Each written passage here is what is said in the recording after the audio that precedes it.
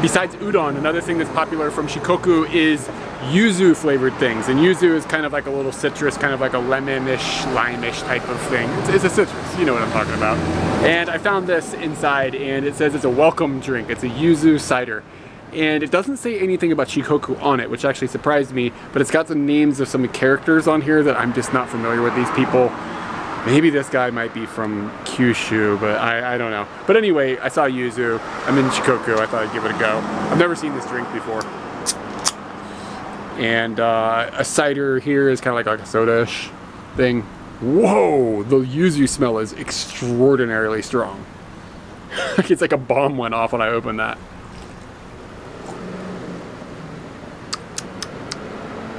Yeah, hey, that's not bad. It's pretty good. It says cider, and cider can usually be like a bubblegummy flavor or something. I don't think it really tastes like that at all. It tastes more like yuzu. We're gonna find out because Katie hates cider. And if really? she hates this, then we'll know that it was. Okay, the yuzu is much better than the cider.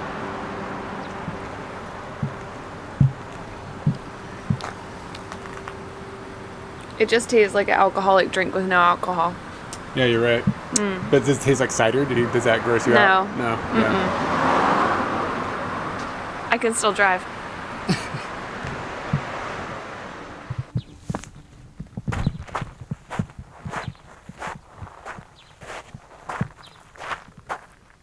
This stuff looks like it survived that explosion in Terminator. You know the one I'm talking about where like the person was against the fence and then it was a skeleton? There was a playground in that scene, right? You're like watching children die and stuff. It's tragic. But this one survived. Or they took all the scraps from that scene and just made a background toy. Have you seen that duck's face?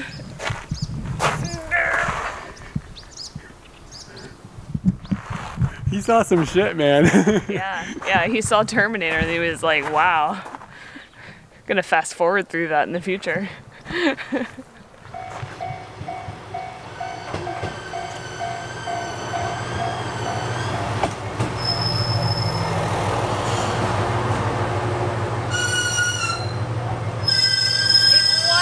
Onesie. We looked at the time chart and it said something about a 2-train car coming, but this, or a two-car train. This is just a 1-car train. Welcome to the Inaka! Yeah, Inaka. Also, have you seen the mascot for the train? So train line, it is just a single track that goes through here. And like we're way out in the middle of nowhere and 1 train per hour comes by in each direction. So you have 2 trains per hour. So that's more than I expected, to be completely honest. But it's still not a whole lot of traffic. If you miss that train, you're gonna be an hour late. Yeah, you better get your schedule correct. Nobody was here for this when it stopped, by the way. Like, there's nothing happened at this station. Nobody got on, nobody got off. Interesting. That guy's having a fun day. Back and forth.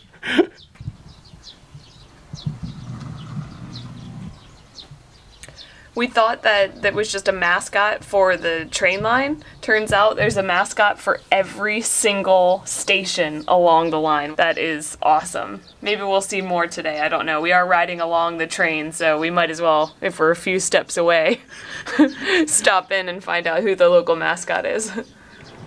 What caught our eye, and the reason we ended up stopping here, is we were driving down the highway and we saw one of these things. And there's actually a second one of them. The one we saw was a little closer to the road over here, and we ended up coming through this little neighborhood because we found a second one. And we're like, okay, what is this big thing? And as we pulled up to it, Katie was like, I bet it's for tsunami evacuations. And we think she's right, that this has been built here because just on the other side of the train platform, you can just barely, if you get on your toes, see the ocean is there. So we're quite close to the ocean, and this area is fairly flat. So this is what they've erected so that if there is a tsunami warning, everybody can go up there. And come on with me. there is this door, and it says, I don't know one of the words on here, but this to me means like kick the door down if there's an emergency, which seems insane because it doesn't seem like you could kick it down. And there's a lock here, but you can reach around here and open it. I'm not going to open it. I don't know if an alarm is going to go off. I don't want people thinking a tsunami is coming. So, but this big door is here, and then the rest of the platforms that go up, there's stairs, and there's also like wheelchair accessible areas. It goes up pretty high. So, I mean, that's a pretty high. I would assume that most tsunamis would be lower than what they've built there. But I've never seen a structure like this. It's kind of interesting to see it in a, like it's just like a little town. Like it's out in, there's not much going on, farming community type stuff. And that they've gone and they've put this thing in, which, I mean, it's probably a good thing to have. You'd want to live near one of these, I guess, if you lived on a coastal area of Japan. It looks, honestly, it looks new. And it makes me wonder if this is post-2011 structure that has been put in. And I wonder if they're putting them in more towns. I've never seen one before, though. All right, so we're really close to where we were looking at the evacuation thing. And we're going to a cave, and we parked the car, and we're like walking to the cave. And then the alarm went off, and nobody else is doing anything. Nobody else is like blinking. We can see people over there, and they're just like going to the bathroom now. It's noon. It must just be a test. That was terrifying. That was terrifying. That was terrifying. That's their 12 o'clock alarm. Maybe it's just to keep it in everybody's minds. I think it's coming out of a school as well, so the school could be doing some sort of drill. Like, fuck nuts, man. I was like, shit, I gotta run in that direction. Yeah, where did that thing go? Yeah, like I can feel where it was within me, and I was like, I best start running right now.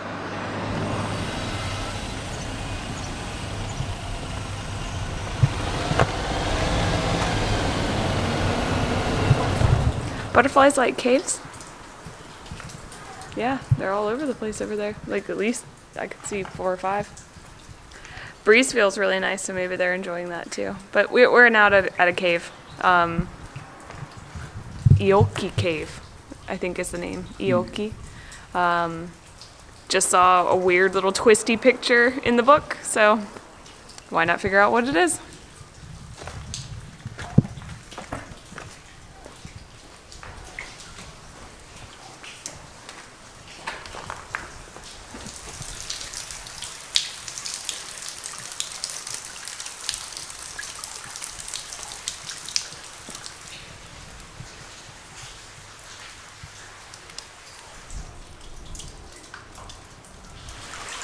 Did we learn anything from Fern Gully?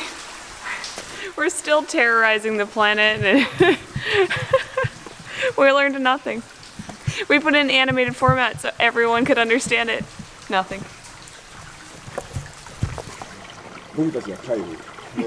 Ah, konnichiwa.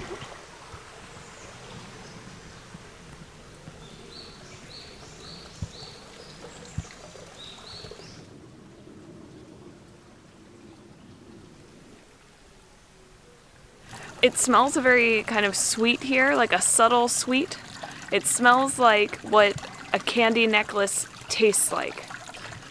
I don't know if you feel that, but that's what I think it smells like here. Also, over here on this sign over here, it says mamushi. And I leaned forward to look at what the picture was because I don't know what mamushi is. I found out what mamushi is. It's a gigantic snake. And the picture scared the crap out of me. So I moved away from the bush. And now I'd like to invite you to go into this hole. I double dog dare you. No.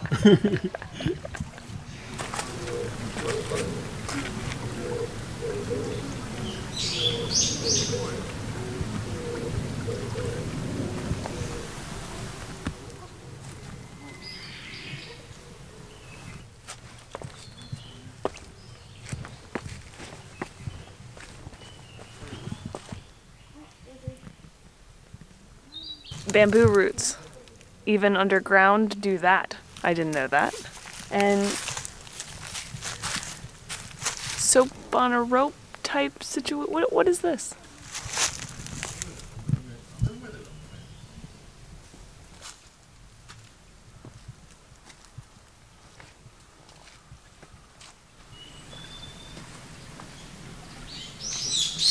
This is way safer than the bridge yesterday.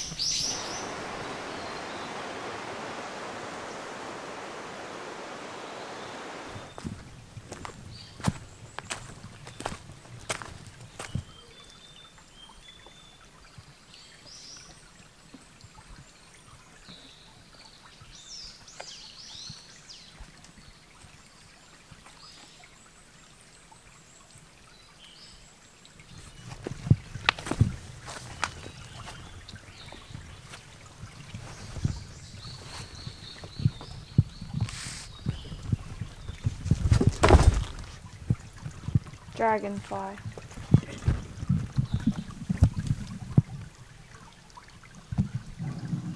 Oh, he's tolerant.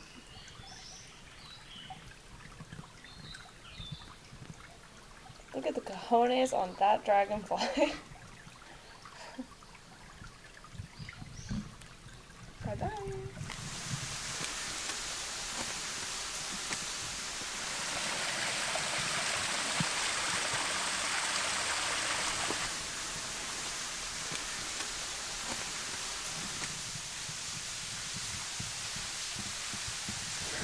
Yo, these stairs. Getting old, y'all. You're doing a pretty sweet reenactment there of those trees. Practice.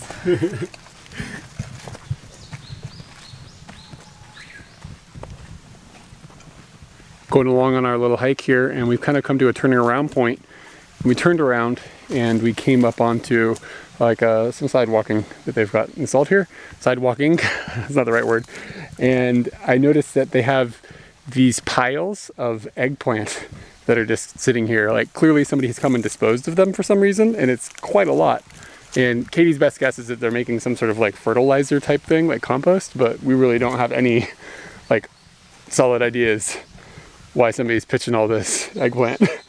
Somebody doesn't like eggplant. Yeah, somebody's like, if I throw away all the eggplant in the city, my wife won't make mapunasu, so that's fine. I'll just buy them all on Thursday. They go out in the woods, no one needs to know.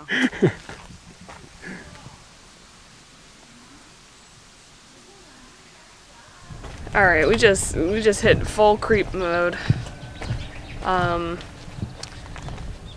What? Why?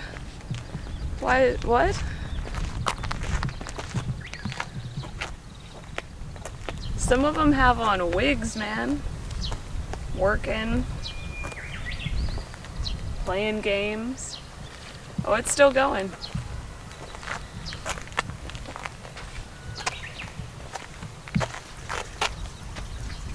This is some weird shit. Yo, I gotta get my picture. I think we found the den of the eggplant bandit. This dude's garage is just like full of eggplants. His wife will never figure it out. If we got in there, I'm pretty sure she could get in there. How do we get back to the car? I'm not There's really... more of these creepy people. Oh, there are more. Oh, they look like they're having a good time though. Are they selling something? They're selling something. What are they selling? You gonna buy it? Is it nasu? It's not nasu, it's peas. Can you eat these? Yeah. Right now, or are you supposed to cook them?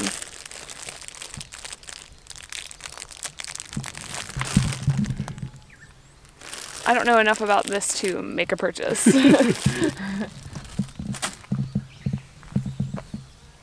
Interesante.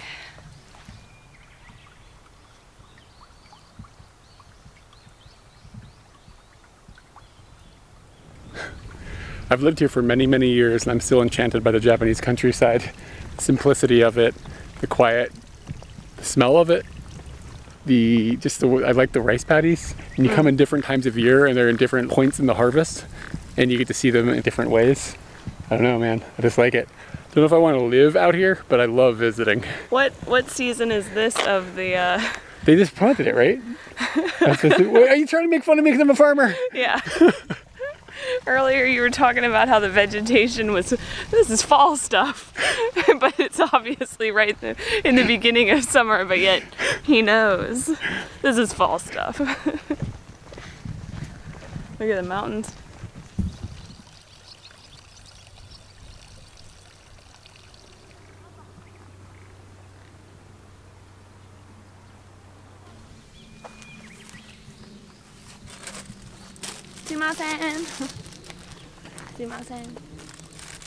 How do you cook it? They don't speak English, dude.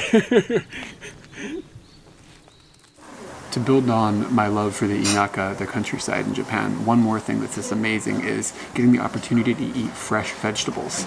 And I tend to find my favorite way to eat fresh vegetables is by putting them in curry. And we found a little cafe here that is just kind of sitting along the seaside route. We've been coming up for the last hour or two, and they have a pretty stunning looking vegetable curry. So I've got this huge sprawl of different vegetables, and I assume that most of them are local.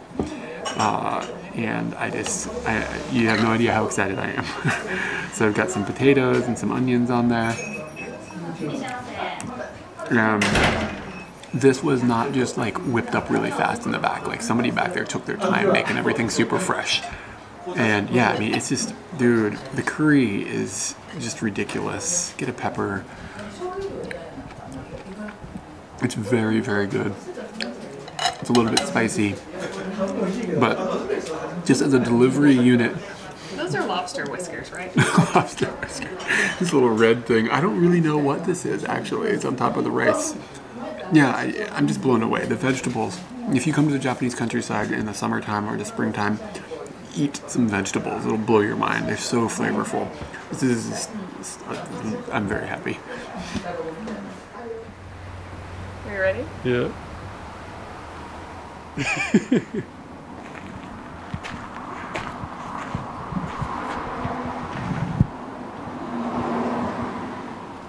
We have come to a cape that it's kind of juts out into the water, and we kind of like coming to like explore like points and places like that, like cool looking geographical things. So that was our main draw down here, and there were a couple of things to explore on the way.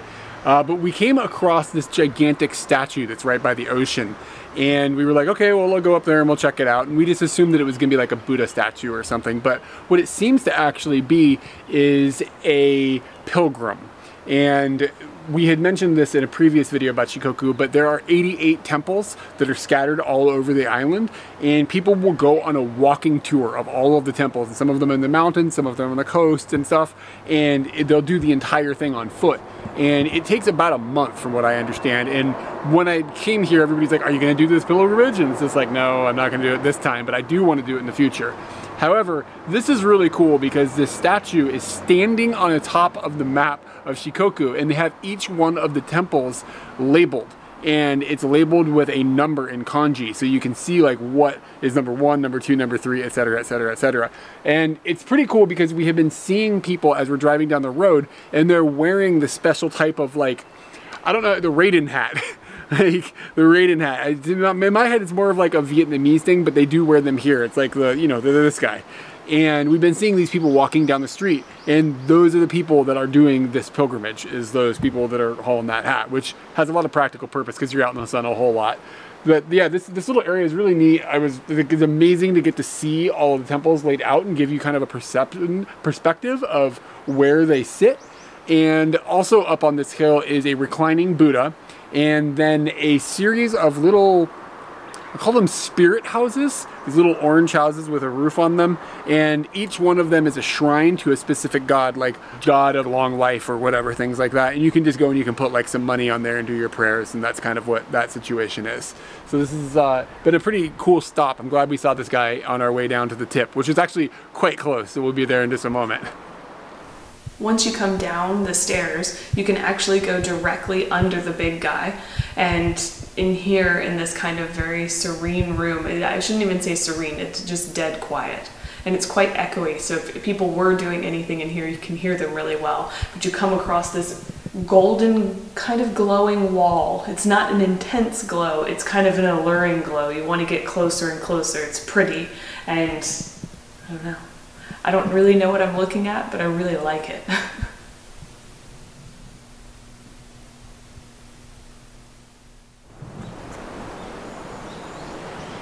We're getting close to the very tip down here on this cape, and there are a whole bunch of just really cool rock formations and stuff that are sitting up along the ocean, and there's some placards here that are actually quite good, and they explain that a lot of this is from an earthquake that happened that was really powerful around 1,000 years ago, and it pushed the ocean floor up. And even now when they have earthquakes, things continue to get pushed up further and further. So this is all sort of new land in a way. And because of that, it has some interesting formations that have happened. And this little thing down here, this little pocket, is one of those formations that's interesting and noteworthy.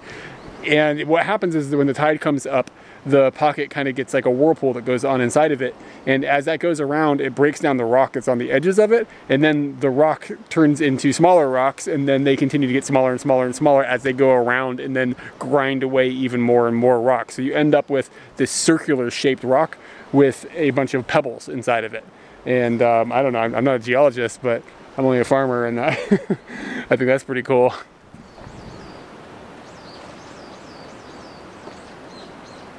If this was made naturally, I'd be super impressed. Something tells me people got involved though.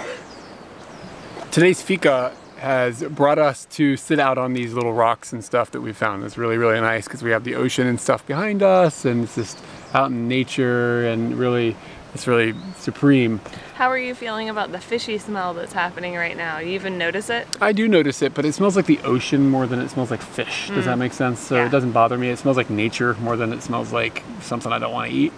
I just looked up Muroto, which is where we are right now, and the exact view that we have right now is the Wikipedia picture of this place. That's nice.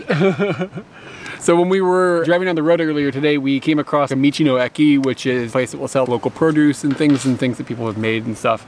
And what we have found is, I need to see it to the name to redo this. Oh, do you know the name? Natsu Yeah. Mikan on Manju. There we go. Natsu Mikan on Manju. What I found interesting about this is it's just like another little, sweet Japanese, I don't know, cake isn't the right word, but sweetness thing, manju. And what's interesting about it is the Natsu Mikan part, which means summer mikan, which is a citrus that they have that's really famous here. Mandarin Oranges is what we call them in the States. So, wait, what happened? There were 3 of them, now there's only 2. Oh, it's in your hand? Magic! It's in your cheeks or something? Yeah. Okay, so what are we gonna do this to? To rocks. To rocks? Okay, 2 rocks. And do you think there's gonna be a citrus in there? I don't know here.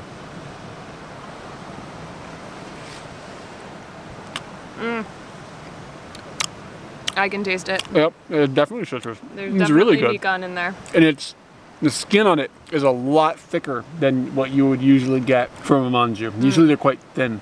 I like this. Yeah, this is really good. Very tasty. And I guess that's like a bean paste of some sort, like a white bean paste in the middle on. Yeah, I guess that's how you explain it. But yeah, It's not so good. Huh? You don't like it? That inside's not so good. You don't like the inside? Oh, it's really weird. It's weird. That's where the mikan is. It tastes like, when you eat the whole thing in one shot, it tastes very good. But when you eat just the bean paste, because they put the mikan in there, what it tastes like is orange rinds. Before I found the orange rind, really it bitter. tasted like the weird stuff you order at sushi joints. Like the unknown, the fish eggs. Oh. Yeah, that's, and then the white color that I was looking at. Wow. All right. And the seafood smell. Uh-huh. It's all coming around. I think I can go up there. But I'm not sure yet. We'll find out. I always go up and then I'm like, how the hell am I going to get down?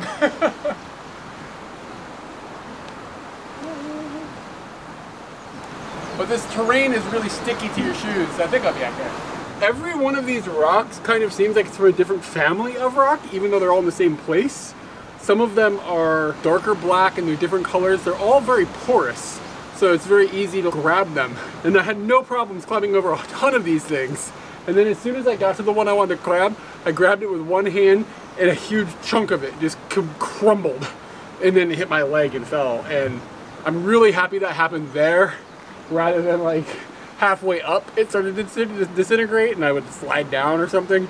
But that's not a good sign that that rock is made of the right materials for me to climb it right now. So I think I'm just gonna take a pass, keep my life, and not ruin anybody's nature.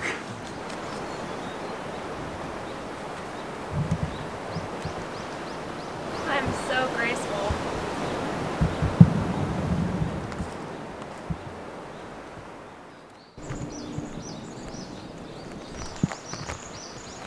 Tell us your methods. I haven't had any Shikoku kitty friends yet, but we got a whole squadron of them over here. So I think I'm gonna get over there and get some cat friendship. You gotta be cat-like. You gotta be like this. Gotta look smug, like man. Come up and you can't come up behind them and you swerve back and forth. Like what would a cat do? You know what I mean? And kind of like get close and like, yeah. See, now I've gained their trust. Do your crab. Oh, you lost one. I lost one, but yeah, that's only 50%. Of 2.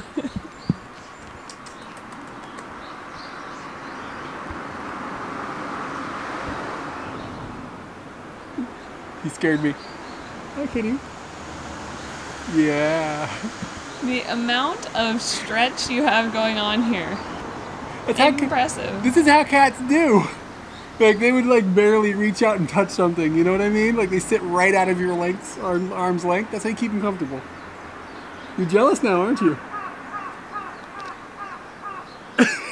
Not so much.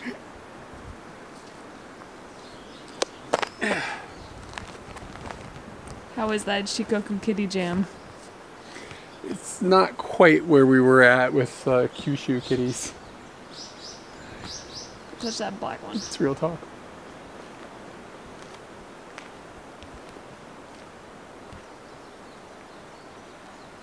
Hi, kitty. Such jerks.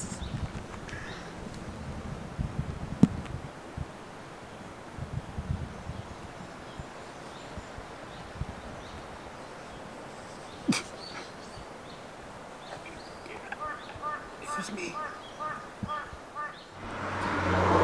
There has been no shortage of public toilets in Shikoku. It's like there's quite a few in Japan in general, but it seems like there's a lot here. And I think part of the reason might be because of the pilgrimage people. There's a little sign here that says Henro toilets, and Henro is what the pilgrim dude would be called. So I think they might have these in place just to keep that network of people going and able to, you know, survive with the long walks and everything between all these temples and not defecating in places that would be less desirable than, you know, where they're supposed to be going. Did you make any friends? No. There's a very big height difference between you and that pole. Speaking of the Henro pilgrims, this is a marker that looks like older than time that says Henro Michi, which means road. So this is the walking path that the pilgrims would go on. And there's supposed to be one of the temples is up here, but also the lighthouse that we're looking to go to is up here. And we're running a little low on light, but I think we're gonna give it a go. It's supposed to take about 20 minutes to get to the top. So we'll see if we can make it. I just thought that I hadn't seen one of these yet. This is really cool. Like, I just love how old it is. I'm actually not really sure how long people have been doing this pilgrimage, but I'm guessing a while. We've walked all of like 20 feet from that little marker, and we've come into this opening. But in the opening corner is a little cave. I think there's just going to be some Buddha stuff in there. I'm not quite sure though. Or just like little shrines, it looks like. Are caves religious? We've seen so many like things around the world where people are just like, here's a cave, put religion in it. It's probably just a safe place to put things. Yeah, from weather and things like that, yeah. That's where you put these things. They go there. Read a little bit about the grotto, the cave over there, and it turns out that female pilgrims back in the day, in the 1800s, late 1800s, would go over there as opposed to going all the way to the temple or that we're about to go up to. And apparently there was a women's road for the pilgrimage. Not sure if that's coming from like a segregation of men and women, or if it's coming from safety aspect or something we just don't even know. But women had their own road.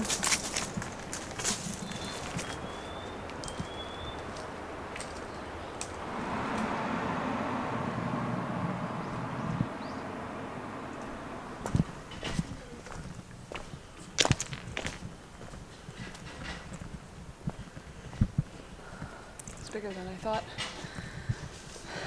That was a lot of stairs. Wow. Times that by 88 and you're good. I have a feeling it's way more than that. So we made it up the stairs, and it was actually a pretty decent hike. It took about 20 minutes probably, and it was all basically up. Yes, But stairs. I'm really happy we did it because I'm not sure if the temple that we went to before is one of the many. It might be, but I know for a fact this is one of them. Yeah. And I think it's cool to have had just a little taste of what all these people are doing to find these 88 temples. Yeah, this is number 24. And it was surprising to come up over the edge and just see how big of a complex it is. It's no joke. It was really big, and there were a lot of different structures and a bunch of different styles of structures as well.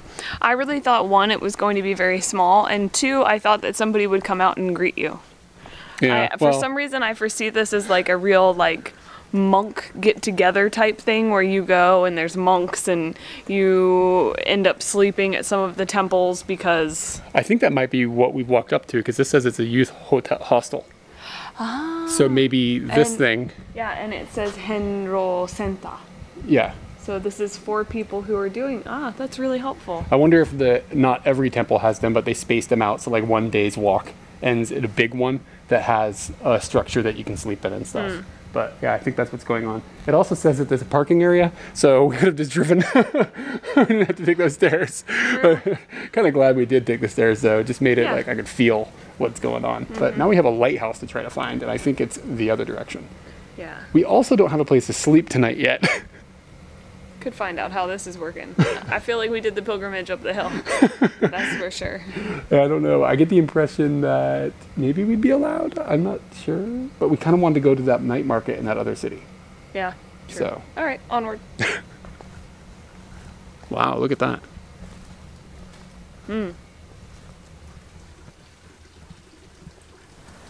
When we had our curry lunch, I stopped and talked to, I assume, the owners, the people who cooked the amazing food, and asked them where in Muroto we should go.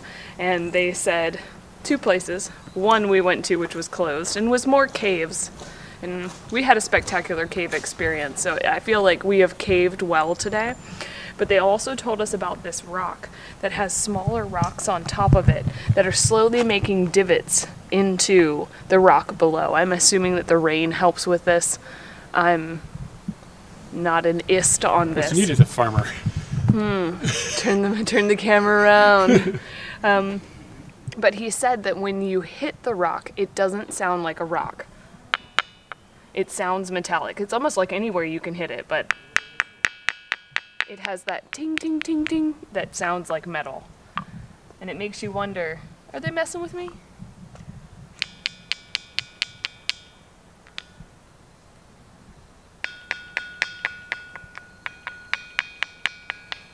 Yeah.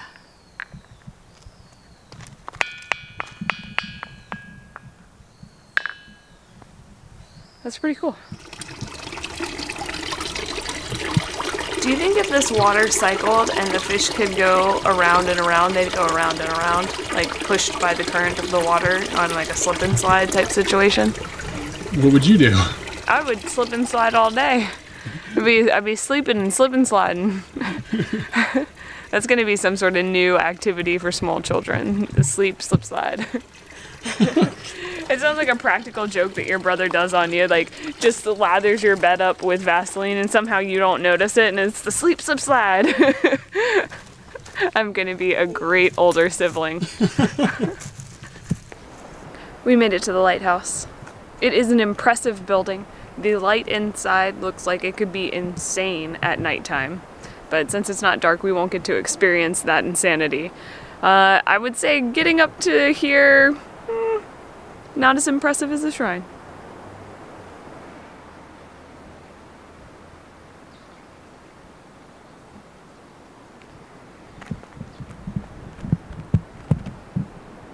How are we gonna get through?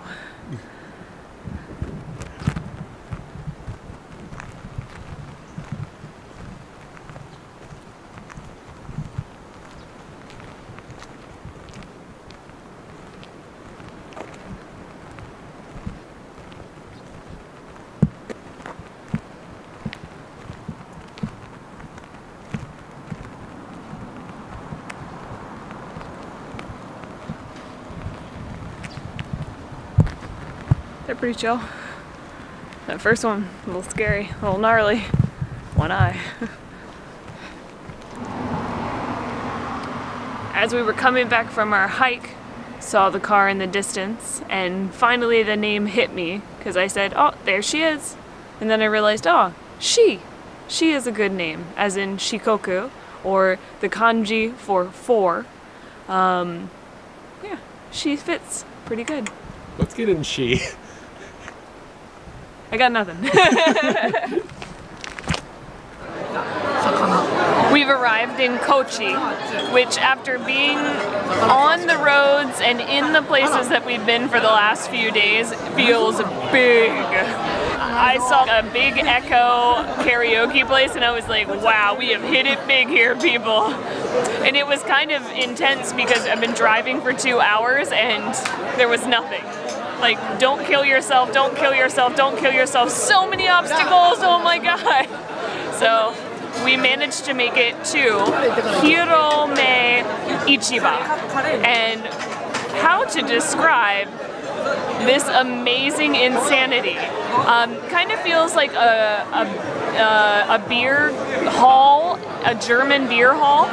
It has that vibe, big tables, people just sitting together even if they didn't come together. But then at the same time it has kind of a festival feel where there are tons and tons of different shops. And it kind of like a flea market. It feels a bit dingy, just like people threw this together yesterday and it's kind of just worked out, so we'll keep doing it, and it's gotten bigger and bigger and bigger. Lots of shops selling a special dish that I wanted to try, and I'm glad that we ended up here trying it because it just seems like the appropriate place. The dish is called katsuo is the fish. It is made in the fashion of tataki, and I don't know if that's really a fashion, I'm not sure.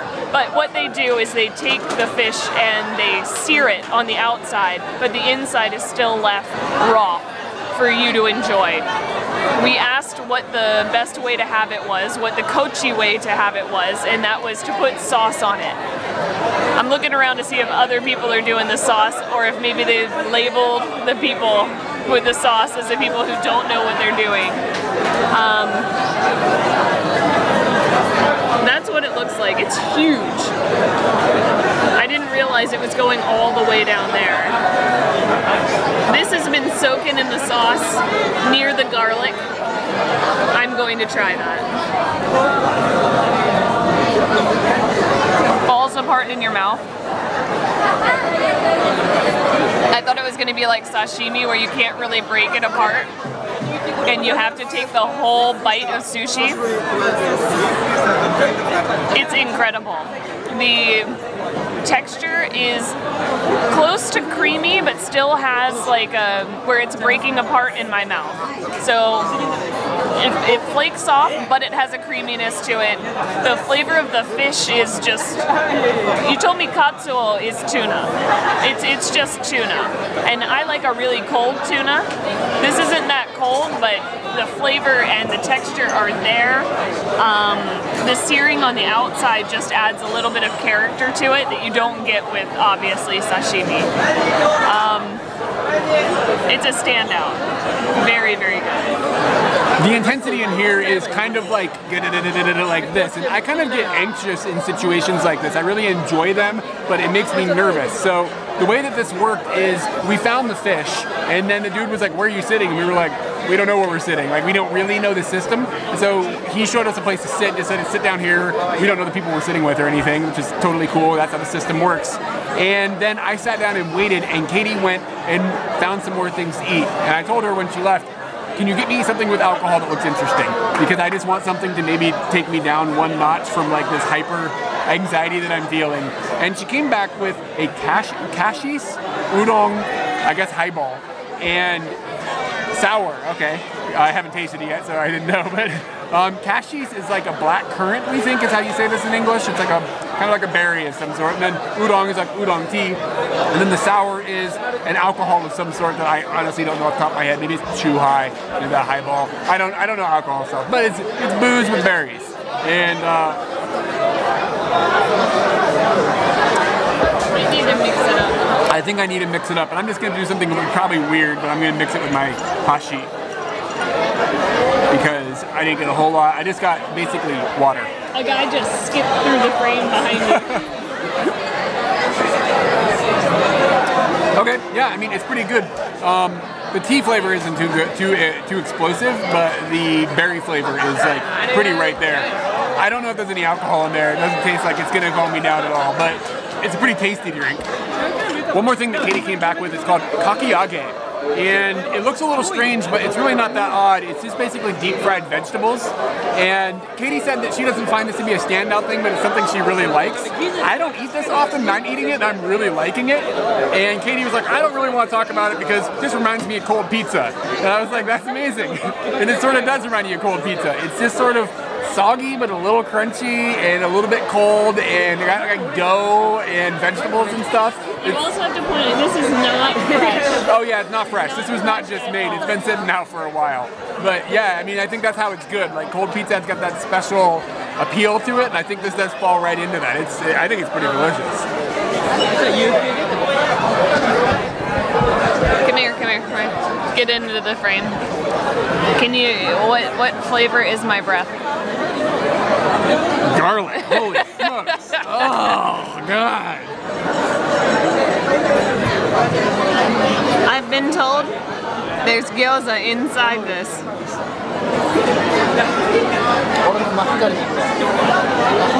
Holy shit, there really is gyoza inside of it. Egg and gyoza is not something I've thought to put together before.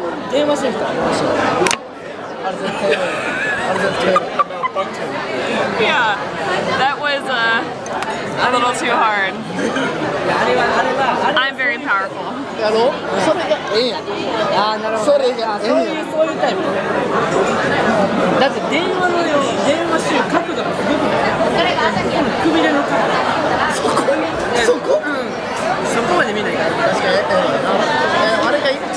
The meat inside the gyoza, very, very good. Super flavorful.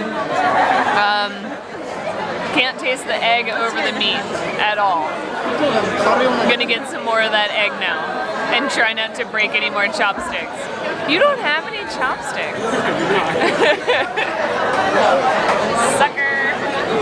All right, so that was completely amazing. This place is incredible. Would do it again. Yeah. And sad. You asked me the other day, like, daijoubu desu, daijoubu desu. Everybody's drunk. Everyone is drunk. And the last thing I want him to do is to touch that camera and break it. I was just like, whoa, I'm stopping this right now. You're letting me touch the camera. But you care. I'm a little bit I was like, there's no alcohol in this. There was definitely alcohol in that. And also in the second drink I got. Yeah. You asked me the other day, man, I lost my train of thought. I have had no drinks and now I have no idea what I was saying. You asked me, you were like, oh, isn't it strange that you'll only be in this one place probably right now, the only time for the rest of your life? Yeah. This is the one moment where I'm sitting there going, dang, is that true? Yeah, this would be the place to come if you are in Kochi. Like, without a doubt, it's amazing. Even if you come to Takamatsu or like fly into it, if you get a rental car, come down here. Yeah. It's a bit of a drive from there, but it's not too far. It's a pretty drive at least. Yeah. So, two things beyond the food that happen in there that are noteworthy. First off, when we first came in, there were, where we're standing now at this entryway, there were two poodles. And it was a big poodle and a little poodle. And the big poodle was super like stoic. At first I thought it was a fake, like a fake creature, like a stuffed animal. It was not moving. It was just sitting there. And the little poodle is tied to the big poodle. And it's running around kind of like a little poodle does. And all these people are around it, and this dude is like, that dog is really smart. That dog is really smart. And I'm thinking the little dog looks like an idiot, like a little poodle, you know? And I was like, oh, that's a real dog. That dude, the big one is real. Who's watching these poodles? Who's watching these? No, the big one's watching the little one. Seriously, that was what was going on. So like, I started making some video and like taking some pictures, and they got these really cool pictures of the little one jumping at me, and the little one's just skittish and running everywhere, but he can't do anything because the big one's like 6 times his size. And all these people are sitting around like, Sugoi, and like, oh, it's so cute, and like his amazing poodle. I mean, it was amazing. I never seen nothing like this. And then a dude comes out, and he's dressed kind of like the kind of dude that would have a couple of poodles. And as soon as he gets within the poodle's like eyesight, the big one gets up and like is like, okay, it's time to go, but does not move until the man comes over and like interacts with it. And then the dude just like walks away with these two poodles. And then I overheard a woman that works here explaining to a couple of astonished girls what was going on. And she said that the big poodle has been coming here ever since it was like a puppy, I guess. And the guy has just been working on training it. You sit here and you wait, like right here, don't move. And they weren't tied to nothing. Like, well, I mean, the little one was tied to the big one was tied to the little one, but that was all that was going on. It was shocking. I've never seen anything like that. And everybody that walked by was like, what in the hell? And like people kept going by and they're like, who's his owner? And like looking around, the dude was not here. He was in there shopping for his snacks. The second interesting thing that happened is... On to number 2. I was watching, you're just like staring at me. She didn't see the poodle. She was like going around inside. I'm doing what everyone at home is doing. So the second thing that happened is I got up to go find some food after Katie had gotten up to find some food. And I was just walking through and a dude like straight up groped me. Like he really got just a handful of Eric ass. And then like kind of like bumped into me like this and gave me sexy eyes. That's what happened tonight. How old was he? Maybe like 25 or something. He was younger than you? Maybe, yeah, I don't know. 20. It's hard to tell with Japanese people. I don't want to sound racist, but it's true. It's hard to sum up that number. But you felt he was probably younger than me. Hand felt younger. Yeah, his hand. Yeah. Okay, and he was a Japanese dude. I assume. I didn't talk to him, but I mean that's the assumption. He was drunk. His face was super red. But I mean, it was like. Over the line? Yeah, I wasn't cool with it. Like I gave him a pretty like. Because like sometimes in sports you smack the butt. No, but we weren't. I'm not a linebacker. You guys weren't playing sports? No, I was not. He was trying to round some bases, but there was no sports going on. It was over the line. That sports analogy was on point. Yeah, good job. Wasn't it? Yeah. I even popped that off the top of my head after all that alcohol. I'm on fire tonight. On fire. All right. So it's now 10:30, and we don't have any place to stay. We have no idea. No. So we're gonna go try to find a love hotel. We expect it to be more expensive because they're more expensive on weekends, and that's the end of the evening. Come to the Hirome Ichiba if you are in Japan. Yeah. Is basically how I would sum it up. This place was very, very cool. Very cool. Very Agreed. cool. Very cool. Agreed. Just so cool. We always end these things and say, that was cool. That was great. I never know how to end videos. I'm happy. It's awkward. Oh, I just remembered something. The other thing that goes on in here that's kind of interesting, you just leave your food. Like when you're done, your trays, all your trash, you just leave it, get up and walk away. They have dudes that like walk around and clean up. Yep. And I think that's just kind of cool, kind of unique. They come over and ask me, are you done with this? Are you done with this? Yes. You can take it. It's yours.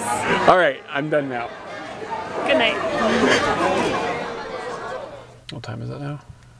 11:14. All right, so we probably made a bit of a mistake because we've combined Saturday night with a late looking for a place to stay. And we've checked online a couple places like Love Hotels, and they're booked, and we drove to one and it was completely booked, like just taken, like all the rooms are gone because people out getting their drink on at that place we were at, and then they getting their freak on.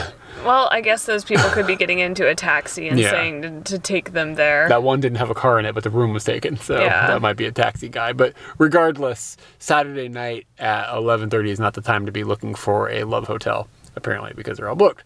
So basically, I'm leaning towards we're just going to stay in the car.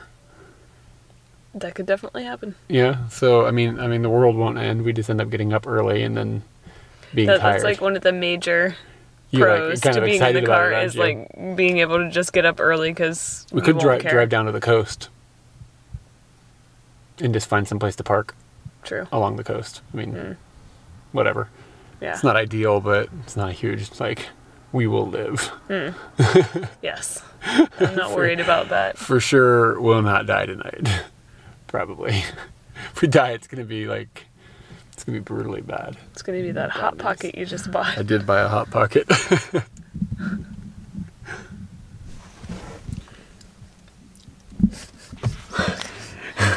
Love Hotel update. We kind of staked out in front of it just to like see if the sign would change from we're booked to we're not booked. And all of a sudden we looked up and it was like, we're not booked anymore. And then two cars bolted. Sped past us. and then there were two, when we pulled up to the board, there were two open rooms. And we saw them, 203 and 206 or whatever. And then we drove around there and the people were just going into the rooms. So like other people were like sitting in the hills looking to snipe these rooms. And another car just left. And the board out front the hotel says they have an opening, but none of the rooms show that they're opened. So we're kind of waiting to see if maybe they're just cleaning it, and then maybe it'll open up and we'll have a place to stay. And it's just getting to be about midnight now. I've basically just reserved myself. I'm sleeping in the car tonight, but you seem a little determined to find a bed. Oh, it'd be nice. If this opened up, I mean, we're already here. Yeah, for sure. But if it doesn't, we're already here. We'll just sleep right in front of the Love Hotel. You gotta do what you gotta do. Yep. In the end, last night, we ended up actually getting to stay in the Love Hotel that we were like staking out. And about 1 o'clock, we noticed that the sign was like empty room. We were like, okay, let's go. And we drove up. We had already committed to laying in the bed or in the car. We were in the car, like going to sleep, like in the car. Like, and we do car trips sometimes, but we make sure that when we do those things, we have a proper car where you can lay down flat and you have some sort of blankets and like a pillow type thing. We didn't have any of that. This is a little car. You barely fit in it. You're sitting in your seats, basically. Put my jacket on. Space capsule with a jacket, basically. So anyway, we saw that open room and we're like, awesome. So we came up and we got the room, and I don't want to turn this into like the Katie and Eric Love Hotel review channel, because I feel like we've been talking about them a lot, but there are two notable things about this particular Love Hotel. The first one is you are not locked in the room the way you're locked in most of the other Love Hotels. We could go to our car and come back. And the reason they lock you in the room is because they don't want these things turning into prostitution dens, where a prostitute would come here and have client after client after client come and go. If they lock you in, then you're stuck with that person the whole time you're there, and that's just how that is. And so that's why those lock things are happening. So this one, we noticed at one point that a guy left in his car, and then we saw a woman come out of the room and kind of like look around, and then we saw another guy like walking up towards the building. We don't know necessarily exactly if that guy was coming back up, but at another point later when we came and actually parked, there was a car where that other dude had left, and it wasn't the same car. So my guess is that in one of those rooms, exactly what they don't want going on in other Love Hotels is going on here, where it's just, she's come here, she's booked it for the evening with one flat price, and she's just going to get as many customers in for the evening as possible. So that's, I don't really have any like opinion or anything, it's just what's going on. The second thing that's interesting about this otherwise standard Love Hotel is over here. And this is not a normal amenity. Behind this little light here, we've got a, I'm just gonna barely touch it, we've got the communal vibrator. And they've put a plastic bag on it, and this is just here for people to use. And I found that to be a bit much. I know they say those are massagers, but come on y'all, we know what you're doing with those.